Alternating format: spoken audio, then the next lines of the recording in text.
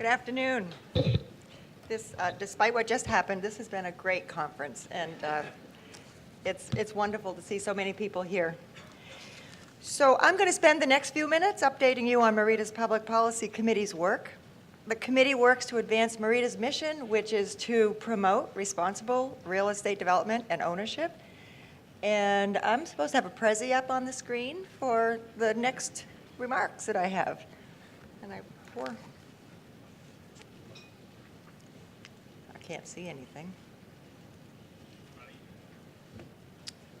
Well, it should be in front of you. Yeah, no, I see the same thing you do. And I don't.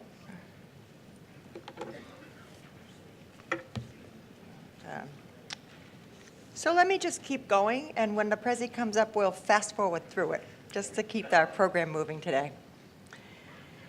So there's an active core group of members on the MEREDA Public Policy Committee, and there's a screen up here that would show you the names of them. These are the people who show up every other week during the legislative session.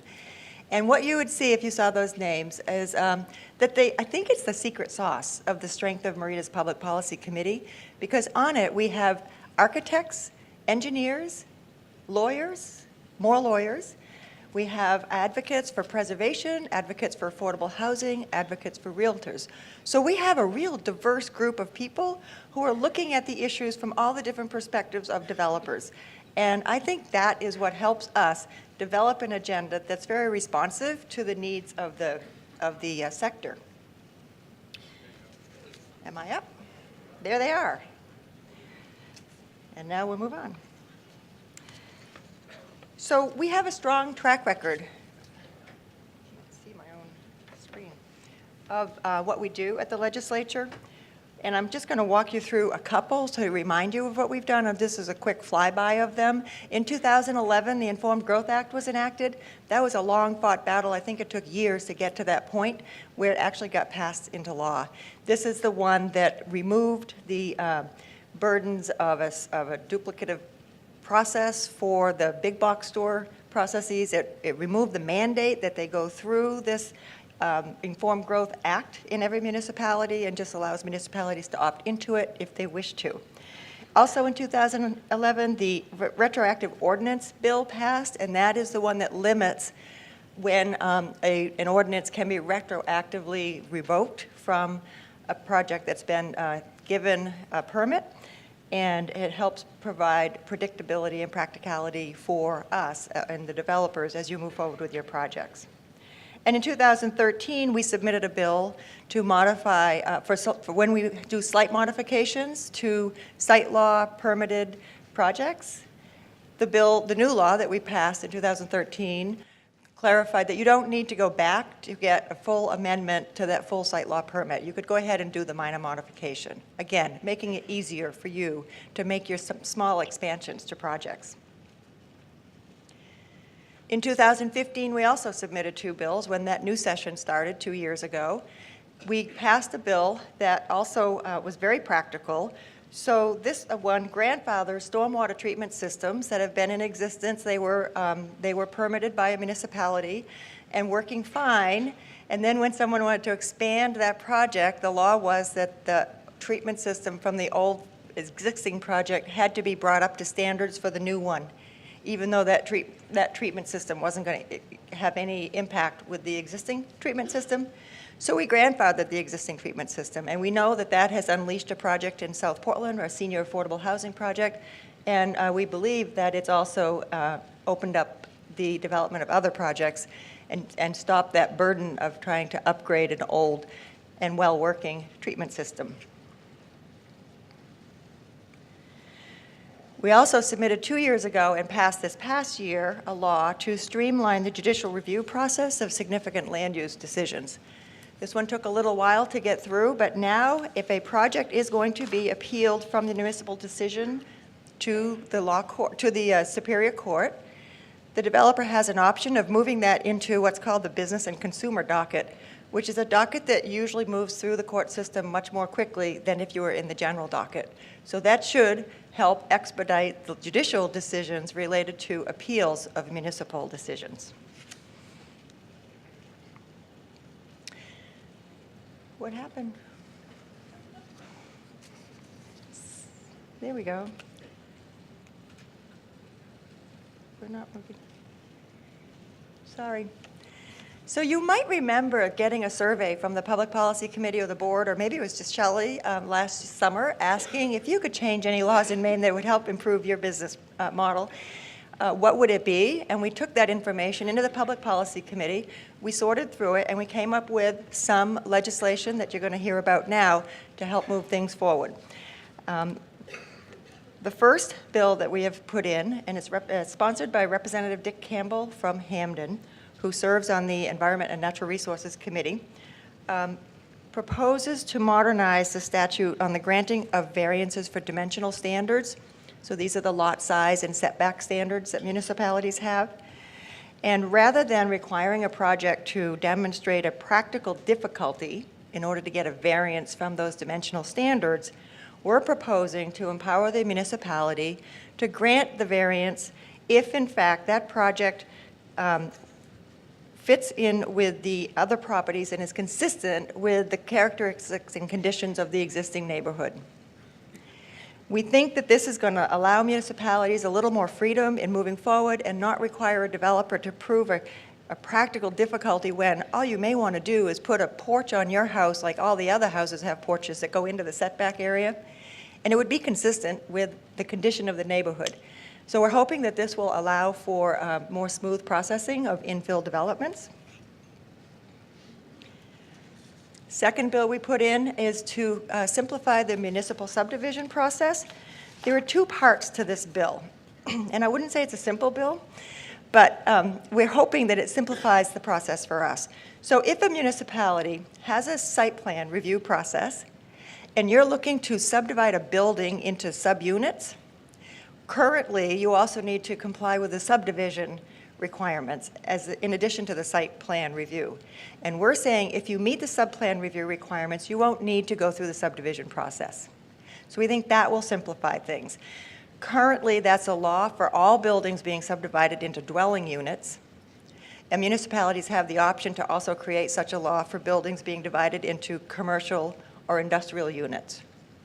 We're saying municipalities, if they have a site plan review, it's much more consistent with the criteria needed for a subdivision of a building into units. So let's use a site plan review and not require a subdivision review as well. So that's part one of the bill. Part two of the bill is if you do go through subdivision review because you're subdividing land, or the municipality doesn't have a site plan review for subdividing a building, if you do go through subdivision review, then you often will require variances. You're going to look for some variances or some waivers from some of the subdivision requirements. And the current law requires anyone who gets a variance to file it within 90 days of approval, even though the subdivision plan itself may not be filed for a year or two later when the financing is all resolved before the project commences. We're simply lifting that 90-day approval period and saying those variances will be effective when they're filed. And then you will probably file those logically, practically, when you file your subdivision plan. Everything's on record and you can move forward. So we think that will also simplify the process, because what happens now is if you forget to file it in the 90 days, you have to go back to the municipality and go through the whole process again, which opens it all back up for public comment. And it really is just sort of a trip in the system. We'd like it to be a smoother system. So those are two of the bills that we put in that we will be driving. And the third one we'll be working with others on. So we talk about municipal decisions and when can they be appealed to the Superior Court. There's a court case that came out from the law court this spring that said, okay, so we got a review, we've got an appeal from a decision by the planning board, but we also, they haven't gone through the other reviews that are needed at the municipal level, so it's really not ready for review by the judicial system. We want you to get a final decision at the municipality level before you bring it to the court system. So they're actually a group of municipal lawyers who are working on drafting language to determine, clarify when a municipal decision is final and ready for judicial review. And we anticipate working with them on the language that they've put in. They actually have a bill in. We put ours in. They'll probably get merged along the way. And hopefully we'll come out at the end of the session with a bill with clarity. I wanted to mention Senator Libby from Lewiston is the sponsor of our subdivision bill, and Senator Breen from Falmouth is the sponsor of this judicial review bill. So in addition to legislation, we also do some other advocacy. We learned in the survey that we did last summer that there were problems and concerns with the time to get the state fire marshal permit approval for projects. So I went and met with the Assistant State Fire Marshal, Rich McCarthy. And he's very friendly. He was very informative. We wanted to know how we, MEREDA, could help him expedite these plan reviews that need to be done by the State Fire Marshal. He said that his department is funded by fees that are paid, and when 2008, the projects fell off and the fees stopped coming in, they had to let go a lot of staff. That very week that I went in to see him last October and November, he had just hired what he thinks will be the final person he needs to be able to keep up with the demand on these reviews by certified fire marshal reviewers, and said that they were planning to work on the backlog this winter to get caught up and be ready for the spring.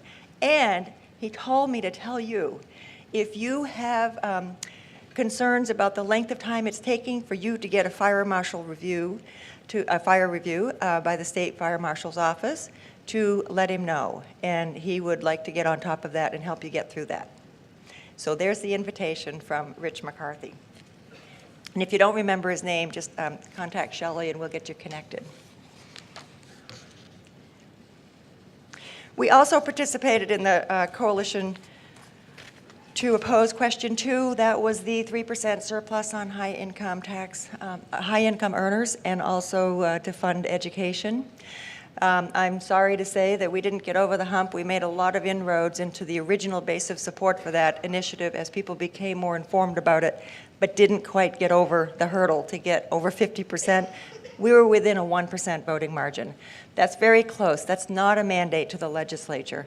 And I know that there are a lot of conversations going on among legislators and advocates now about needing to review that law. It's not cast in stone. They can amend it, and I anticipate that they will this coming session. We also work constantly to protect the Maine Historic Tax Credit, primarily by providing education to legislators about the positive impact of that credit on projects and repurposing buildings around the state of Maine. Last spring, we had an economic impact study that had been done on that. A coalition group of us went to Augusta, spent the day educating legislators and sharing that economic impact statement with them. We'll continue to do that. This tax credit in Maine will be up for formal review by state government in 2018, and we will, of course, be geared up and prepared for that formal review. So we are your voice at the Capitol. There are a couple of other things that we do. We're having a public policy breakfast in Bangor for members and community-interested folks in Bangor early in February. A couple of legislators will be participating on a panel to talk about how they can be involved in the legislative agenda that MEREDA has. We also have every other year when a new legislature comes into session, as it just has this year, we'll have a legislative social at the Senator Inn, which is a local drinking well for lots of us in Augusta.